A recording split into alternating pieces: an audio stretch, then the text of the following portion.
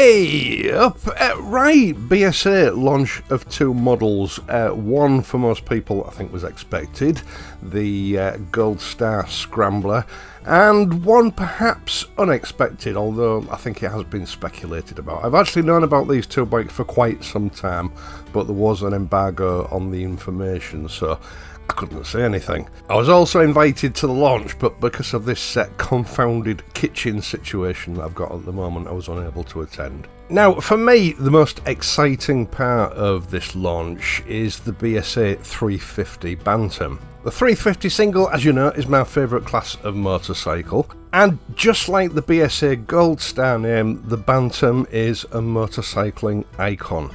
Now, I do only have a very limited number of images from this launch, so I'll give you my apologies now. I am going to have to pad this video out with some rad footage. We'll kick off with the 650 Scrambler, and then we'll get into the 350 Bantam, if that's okay with you.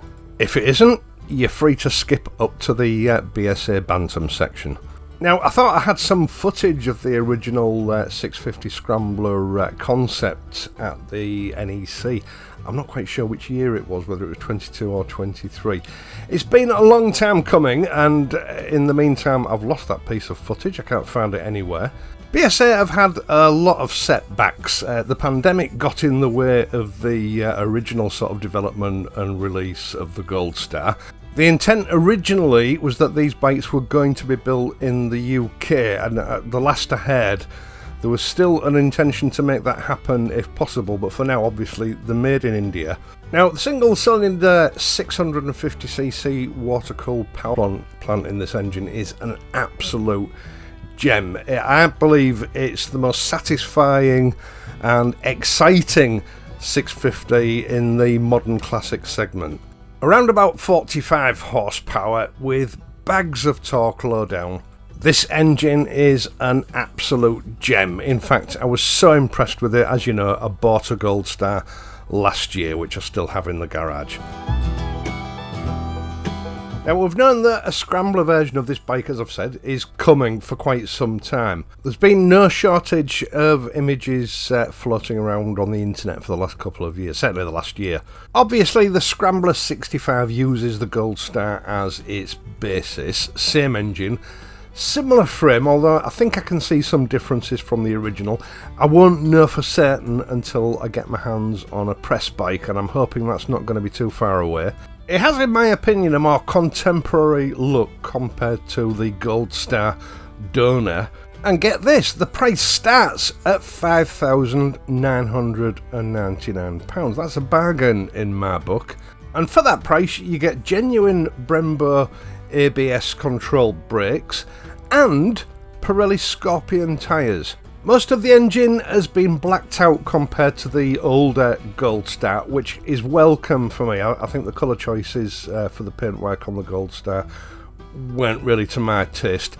The black looks much better with the silver aluminium side casings. The side panel has now been remodelled to encapsulate the 65 Legend. We have a standard twin shock arrangement on the back, which is preload adjustable to 5 points, and standard 41mm front forks. The headlamp is much smaller than the standard Gold Star.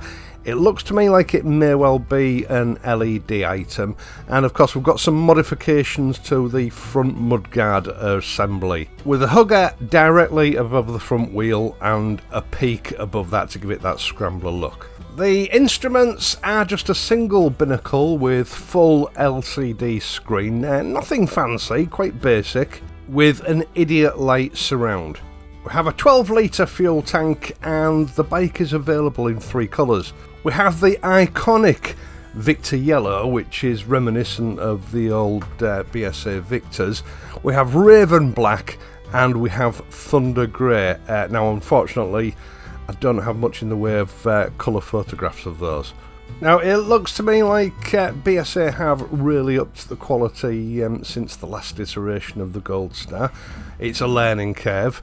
The only reservation I have is they do seem to have slimmed down the pillion pad somewhat, and again, there's no passenger grab rail, they just have a pillion strap. And the BSA 65 Scrambler will be going on sale here in the UK from September 2025.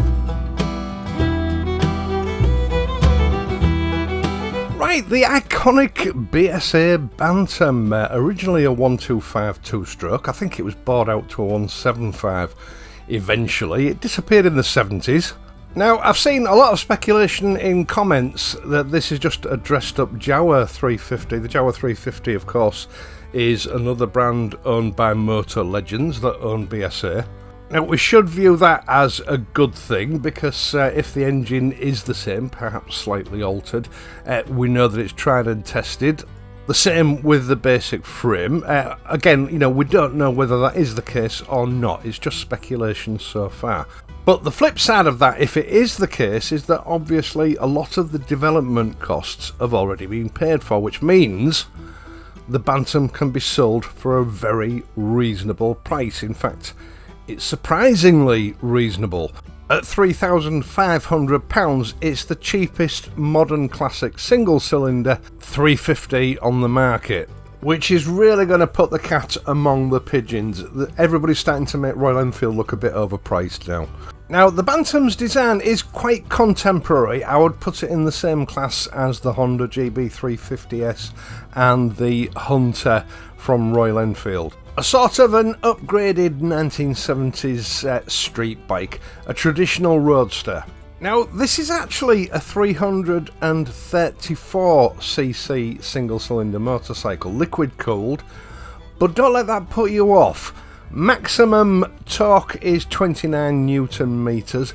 Maximum horsepower is 29 horsepower at 7,750 RPM, which makes it the most powerful 350 in this class. Now, again, I requested a press bike some weeks ago. Obviously, they're not going to be available for a couple of weeks yet, at least. I don't know exactly when I'll be getting one, so I'll be able to tell you more about this bike when I actually get my hands on one. The details are a little bit vague. It's available with a digital set of clocks, or a digital clock, or you can opt for analog. And unfortunately, I haven't been supplied with any images of those, so I don't know what they'll look like. We've got alloy wheels sporting tubeless tyres, although I'm not familiar with the brand of the tyre itself. They also don't name the brand of the brake calipers, so I'm suspecting probably Nissin or B-Brace, something like that. With the wheels, we have a very traditional roadster configuration with an 18-inch wheel up front and a 17 at the back. There are a total of 5 colour options. We have Avalon Grey, Oxford Blue, Firecracker Red, Barrel Black with the Union Jack motif on the side, and again Victor Yellow. Again, I have no photographs of these bikes in these colours, so I can't show them to you, and of course I have had to resort to RAD footage now because I've completely run out of images. Now, what I'd like to close with is this link between Jawa and BSA. Obviously, you know, people are complaining that it's just a rebadged Jawa 350. I honestly don't know whether it is or it isn't, but historically there is a link. The original BSA Bantam, the 125 two-stroke, was actually a DKW, a German motorcycle. And I think BSA introduced that around about 1947, 1948, I'm sure someone will tell me.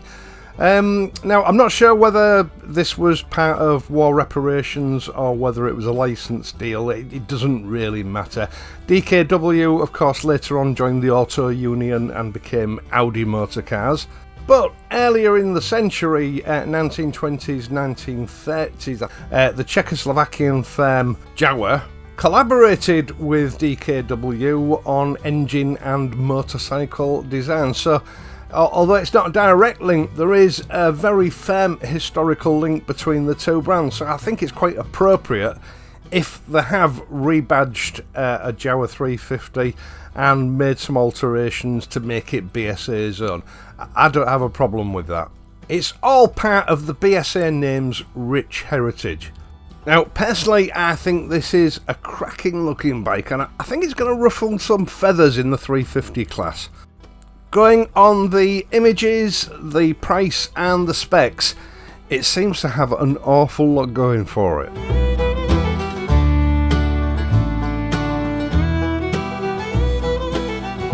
Now, rest assured, I'm going to be chomping at the bit to get hold of these two bikes in the form of press bikes. I'll get straight on the phone to BSA and start bugging them about it. You will be the first to know when I get my hands on them. I'm really looking forward to this. All that's left for me to say right now is, once again, thank you so much for taking the time to watch this and my other videos, and in doing so helping to support this channel. I really do appreciate it. I'd also appreciate it if you would leave a like and consider becoming a subscriber if you're not already a subscriber. It does help me out. Now, there are other ways you can help me out through PayPal donations, or you can join up to my Patreon page. The details for both of those are in the video description down below, or you can use the super thanks button just below the picture that you're watching now, which seems very popular these days. Either way, it's much appreciated, but obviously not essential. I'm of course going to be back next week when hopefully I'll be in a better position for doing some filming. So until then, please ride safely, and I'll see you soon.